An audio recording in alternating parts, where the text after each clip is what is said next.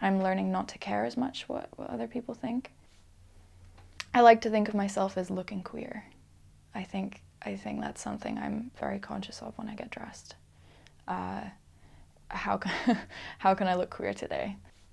I try quite hard to look androgynous. I mean, I've cut my hair, I have, you know, lots of extra holes in my ears. And I never wear dresses.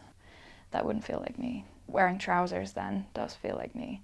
It's a funny thing of like plotting out where you feel comfortable by first plotting out where you don't.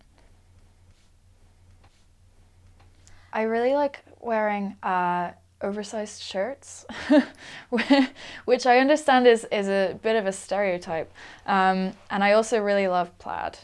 The other day I wore 3 different plaids at the same time. I quite like being as confusing as I can. There was one time in a nightclub when a bouncer asked me if I was a man or a woman. And on one hand I was incredibly offended and angry, and on the other I was quite pleased because I was like, cool, I'm making people confused, and if you can confuse people then you can make them think about it a bit more.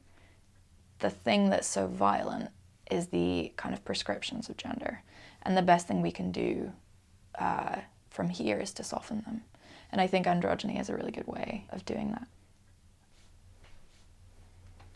Spent quite a long time trying to align myself with the word woman. It didn't line up. And so it felt more right to think in terms of outside of the binary. You can kind of locate yourself through language. So when you find a word and it's like, oh, that's what I am, that's a really excellent feeling, because it's, because if the word already exists, then it kind of implies that someone else has already felt the way that you feel.